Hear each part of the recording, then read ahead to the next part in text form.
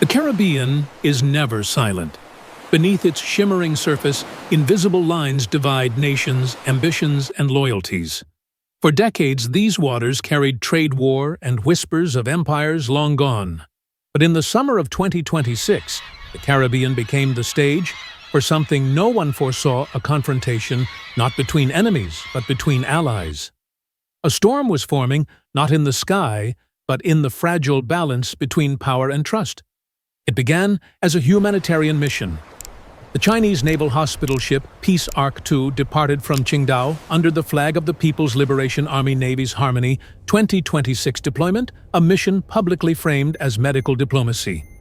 Official communiques spoke of friendship aid and cooperation.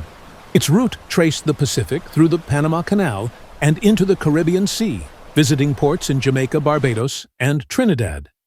It was supposed to be a symbol of goodwill of China's growing soft power in the Western Hemisphere. But as the White Hull approached Venezuelan waters painted with the Red Cross emblem, something shifted. In Caracas, orders went out to the Venezuelan Navy's Caribbean Fleet monitor Shadow and, if necessary, intercept. The Venezuelans were on edge. Just months earlier, a series of lethal anti-narcotics operations led by U.S. Southern Command had resulted in the destruction of several small boats in their exclusive economic zone operations that Caracas denounced as extrajudicial killings. The government, still under international scrutiny, could not appear weak again. Any foreign vessel crossing into their claimed maritime boundary, even one carrying humanitarian banners, was a potential threat to sovereignty. Intelligence analysts warned that the Chinese convoy included at least 2 Type 054A frigates warships equipped with HQ-16 surface-to-air missiles and advanced phased array radar capable of neutralizing threats far beyond Venezuelan defensive range. The order was simple: do not provoke, but do not yield. Dawn rose over Puerto Cabello. The sea lay flat, deceptively calm. On board the Venezuelan frigate, Guayqueri radar screens glowed pale green in the dim command bridge. The officer of the watch traced a slow-moving contact, approaching from the northeast 14 knots steady course, bearing 086. "Identify," came the voice of the captain. "CNS Peace Ark II." The operator replied after cross-checking the transponder. The captain frowned. "Why here? They filed a route along the main corridor. This is off-chart." He picked up the handset. "Signal command, unscheduled deviation. Request rules of engagement update." Silence. Then static. Then a terse reply. "Maintain shadow. Do not engage unless fired upon." As the sun rose higher, the horizon shimmered with heat. And then the unmistakable silhouette of a hospital ship appeared, white hull red crosses gleaming under Caribbean light. Behind it, 2 gray escorts moved in formation, their radar masts rotating in perfect rhythm. From a distance, it looked almost ceremonial. But inside the Venezuelan CIC, the Combat Information Center, the air was thick with tension. Electronic warfare sensors picked up radar pings far stronger than civilian frequencies. The Chinese ships were actively scanning. At 0800 hours, the Venezuelans sent the first hailing message: "Unidentified vessels entering Venezuelan EEZ. You are requested to alter course to heading 045 immediately." No reply. The radio operator repeated the transmission, switching to Mandarin via translation software. Still silence. Minutes passed. On the bridge, an ensign whispered, "Maybe they don't want to acknowledge jurisdiction." The captain's eyes narrowed. Or maybe they're testing it. On board Peace Ark II. Chinese officers monitored the incoming messages. The mission commander, Rear Admiral Liu Wenqiang, knew exactly what was at stake. Beijing had authorized the ship to deliver medical supplies to a small Caribbean island off the Venezuelan coast, an island with a disputed maritime boundary. Any retreat would appear as submission to regional pressure. The admiral ordered the convoy to maintain course and reduce speed. "We will not be intimidated by confusion," he said calmly. But his executive officer hesitated. "Sir, their patrol ships are arming guns." Liu looked out toward the horizon. "We are a hospital ship. They will not fire." By noon, the distance between both formations had shrunk to less than 2 nautical miles.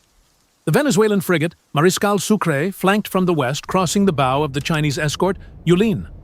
A warning flare streaked across the sky, red and white, the international signal for alter course immediately. But neither side blinked. cameras rolled on both decks. Every gesture, every movement was being recorded. Sailors gripped rails, eyes fixed on the opposing vessels.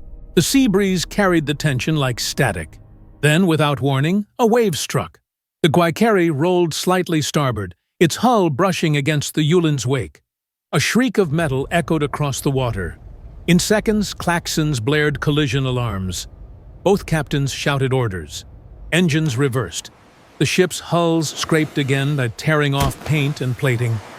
Sparks flew. Over radio frequencies, voices overlapped in chaos. Collision, close quarters, maneuver. A Venezuelan gunner, startled, discharged a warning shot into the air. The crack of the 12.7mm machine gun shattered the silence. That sound changed everything. From Yulin's deck, sailors dove for cover. The Chinese escort responded with 3 bursts from its 76mm forward cannon, not at the enemy ship, but across its bow, a maritime warning of highest intensity. The rounds exploded on the waterline, sending columns of spray high into the air. Venezuelan gunners retaliated instinctively with a smoke barrage. Within seconds, the tranquil Caribbean transformed into a wall of smoke flashes and echoing thunder. On the bridge of Peace Arc II, alarms screamed. The white hull rocked violently as waves from the blast slammed against its side.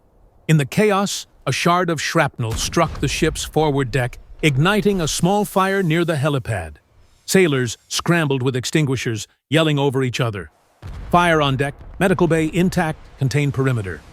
The Red Cross flag, once pristine, tore in the wind, half hanging, half burning. The engagement lasted less than 6 minutes. But in those 6 minutes, a humanitarian mission had become a geopolitical crisis. Satellites from the United States and Brazil captured the infrared signatures of the detonations. News alerts broke globally before the shooting even stopped, unconfirmed reports of armed incident between Chinese and Venezuelan vessels in the Caribbean. Within hours, social media carried images of smoke rising over the sea, some real, others fabricated.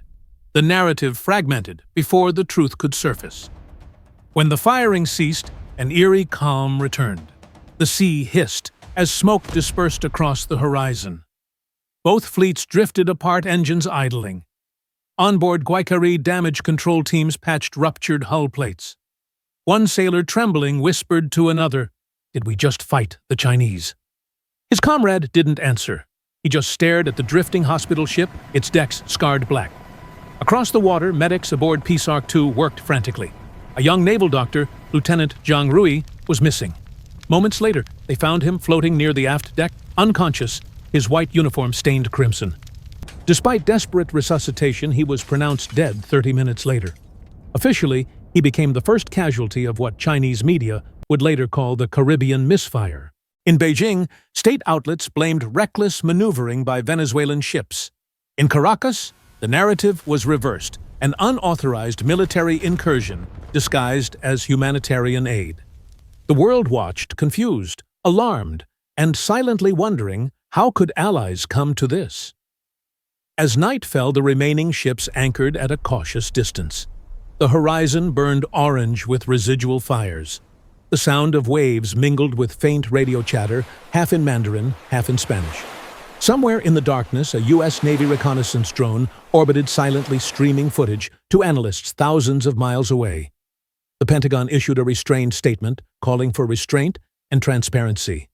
But privately, the incident was viewed as proof China's reach had extended too far, and the Western Hemisphere was no longer an uncontested domain. In the following hours, both fleets received new orders. The Chinese ships were to withdraw eastward toward Barbados. Venezuelan forces were to recover debris, document evidence, and remain on high alert. But the ocean held its own silence. The current carried fragments of burned equipment, papers, and one torn Red Cross banner, symbols of miscommunication adrift in the sea. On land, the news ignited political shockwaves. Venezuelan state television replayed footage of Admiral Hernandez addressing his crew. "We did not fire the first shot. We defended our water." In Beijing, Admiral Liu Wenqiang stood before a silent press corps, his face unreadable. "Our mission was humanitarian. Our crew acted with utmost restraint," he declared. Yet behind the measured words, both men knew the same truth. This was no mere accident of navigation. It was the visible crack in an invisible alliance. Internationally, reactions split along familiar only lines. fatigue. Moscow defended Beijing's right to operate freely in international waters. Washington called for a full investigation under maritime law. The United Nations Security Council convened an emergency session. Inside the chamber, representatives traded statements layered with diplomatic caution. The Chinese delegate condemned reckless regional militarization. The Venezuelan envoy countered with accusations of foreign interference and concealed armament. Cameras captured their faces, illuminated by the cold light of microphones. Every pause dissected by commentators across the world.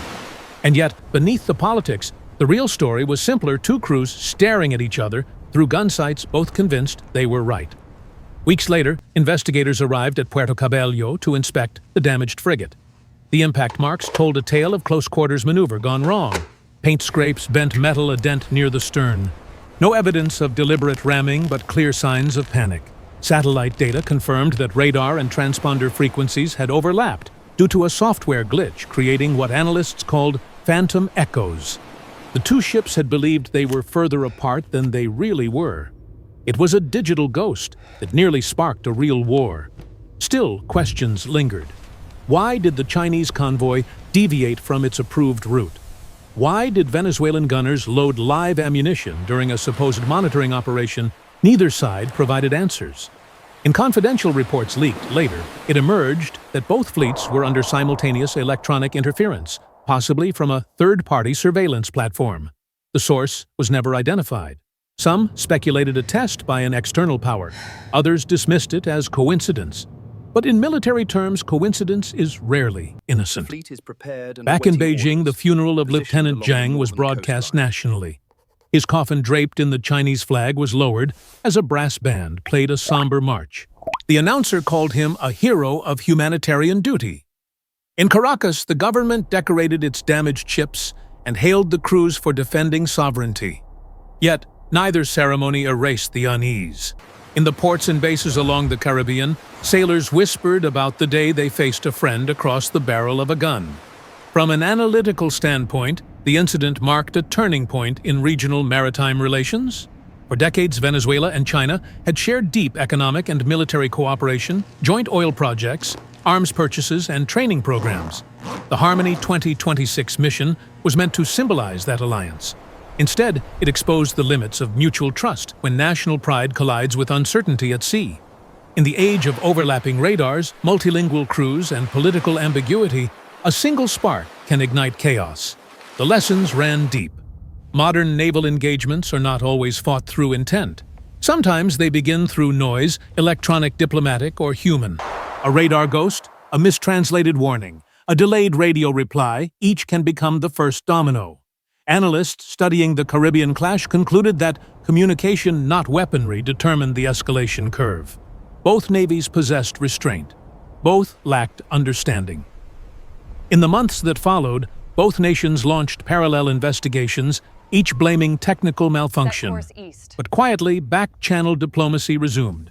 Chinese medical personnel were later invited to a memorial service in Caracas, a gesture of reconciliation broadcast but never heavily publicized. The Peace Ark II returned to port with visible scars along its hull preserved as evidence and warning. Its next voyage would be postponed indefinitely. For the sailors who lived it, the memory was raw. One Venezuelan petty officer recalled, "When we saw the Red Cross flag burning, I realized war doesn't need enemies, it just needs fear." His statement, captured in an independent interview, echoed the sentiments of many who served that day. On the Chinese side, survivors spoke of confusion and disbelief. The feeling of watching allies become adversaries in seconds. The hardest sound, said one technician, was not the gunfire. It was the silence after. As satellite footage of the battle circulated in classified circles, defense ministries worldwide dissected every frame.